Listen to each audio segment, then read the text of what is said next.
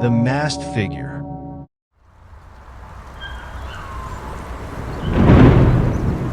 It started with a dream, or at least that's what Lydia had convinced herself. It couldn't be anything more than that. Just a particularly vivid dream that lingered in her mind long after she woke. She tried to brush it off, but the unease gnawed at her, refusing to let go. The first dream had been simple enough. She was standing in the middle of a foggy field, the air thick with mist that seemed to cling to her skin. The world was silent, unnervingly so, the kind of silence that pressed against her ears, making her heart pound harder just to fill the void.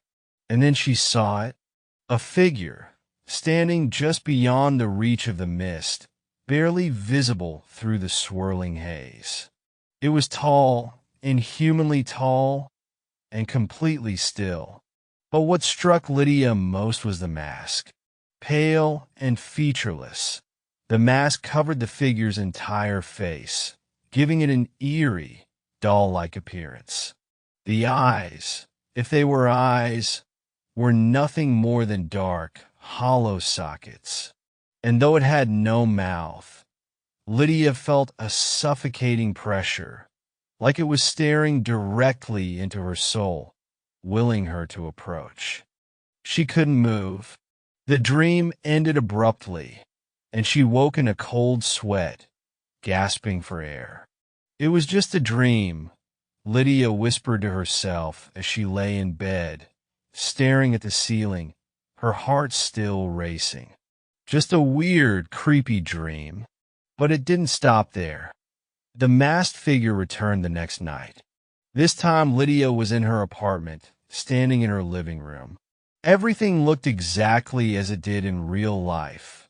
The same furniture, the same dim lighting. But there was a sense of wrongness that she couldn't quite place. And then, out of the corner of her eye, she saw it.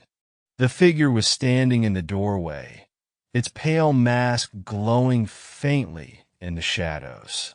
Lydia froze. The figure didn't move, but she could feel its presence growing stronger, suffocating her with a sense of dread.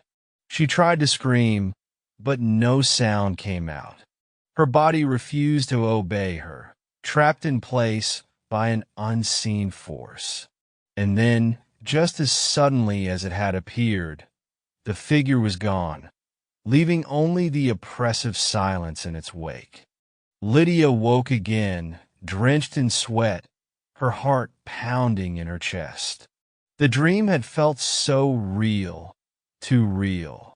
She could still feel the weight of the figure's gaze on her, like it had followed her into the waking world.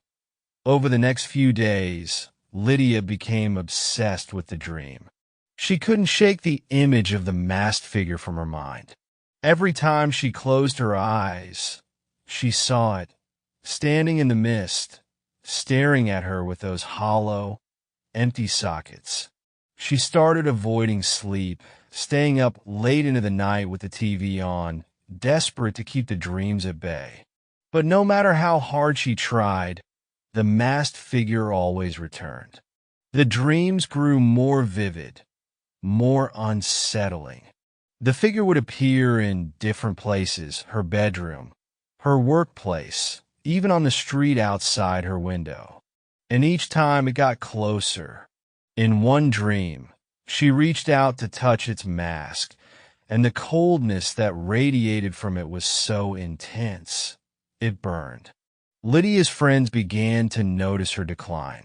She grew pale and gaunt, her eyes constantly darting around as though she was being watched.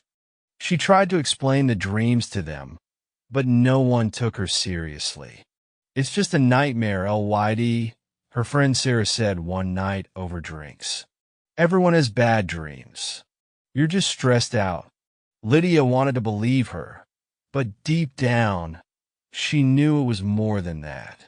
The masked figure wasn't just a product of her imagination. It felt real, too real. And then came the day when the dream started to bleed into reality. It was late afternoon, and Lydia was walking home from work.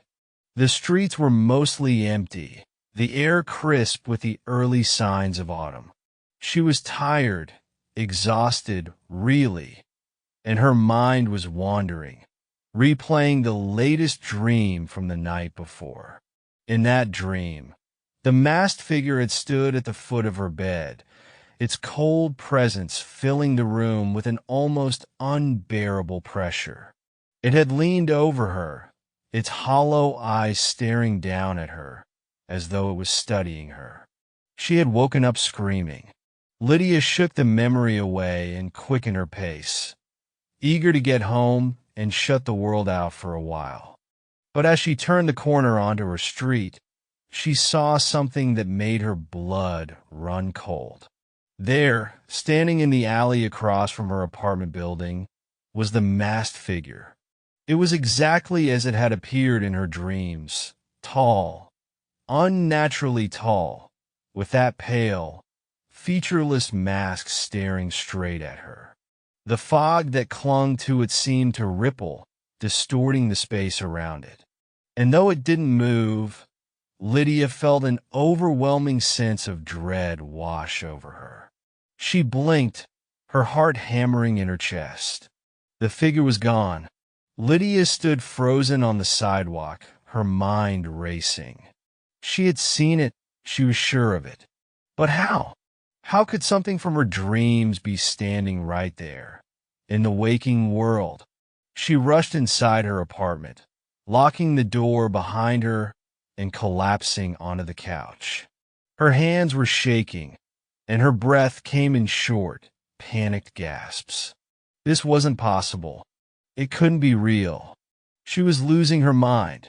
But deep down, she knew the truth. The masked figure had crossed over. It wasn't just in her dreams anymore. Over the next few days, Lydia's world began to unravel.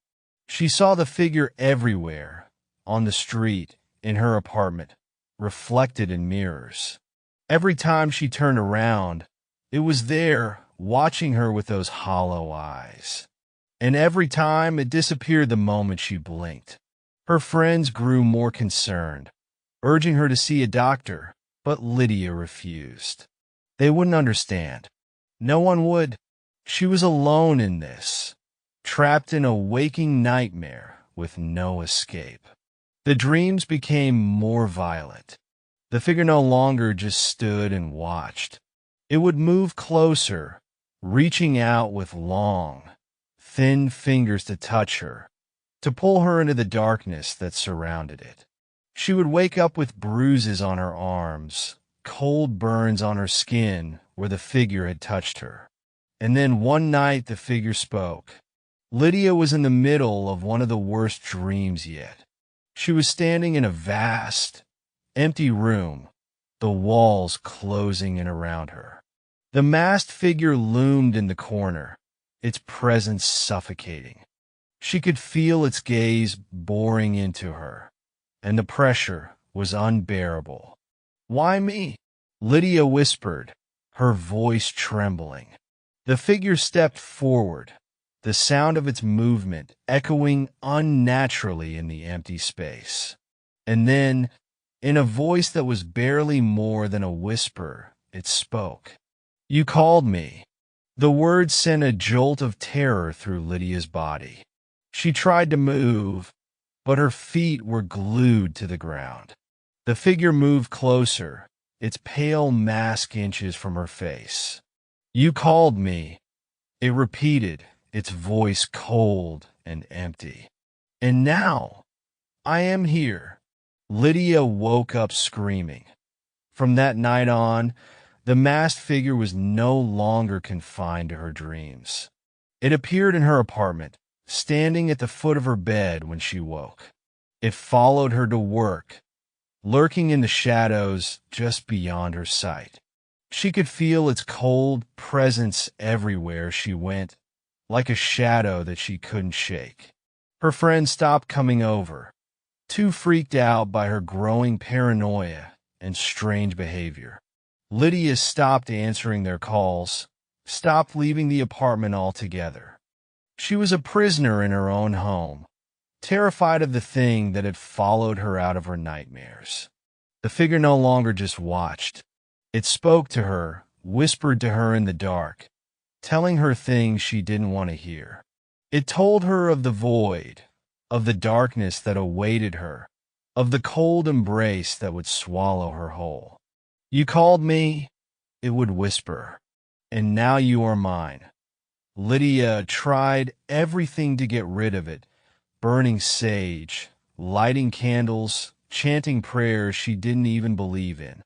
But nothing worked. The masked figure was always there, always watching, always waiting. The nightmares grew. She dreamed of being trapped in a dark, endless void, the masked figure's face looming above her, its hollow eyes boring into her soul. It would reach for her, and no matter how hard she tried to run, she could never escape. One night, after weeks of torment, Lydia finally broke. She stood in front of the mirror, staring at her own reflection. She barely recognized the person looking back at her, pale, gaunt with dark circles under her eyes. The masked figure stood behind her in the reflection, as it always did, watching her. "I didn't call you," Lydia whispered, her voice shaking. "I never called you." But the figure remained silent, its presence suffocating. Lydia's hands trembled as she reached for the knife on the counter. She couldn't take it anymore. She couldn't live like this, trapped in a waking nightmare with no way out. The figure had won. It had taken everything from her, her friends, her sanity, her life. "I didn't call you," Lydia whispered again, her voice barely audible. And as the cold steel touched her skin, the masked figure finally spoke, its voice a low, haunting whisper. "Yes, you did." The last thing Lydia heard before the darkness claimed her was the sound of her own scream, echoing through the empty room. They found Lydia's body the next morning, lying in a pool of blood on the bathroom floor. The police ruled it a suicide, a tragic case of a young woman driven to the brink by her own mind. But if they had looked closer, they might have noticed something strange. The mirror in her bathroom was shattered, the glass scattered across the floor. And in the reflection of the broken shards, the faint outline of a figure could be seen, a tall, pale figure wearing a featureless mask, its hollow eyes staring out into the empty room. To this day, no one knows what really happened to Lydia. But some say that if you listen closely, late at night, you can still hear her scream, echoing through the silence, growing closer and closer with each passing moment.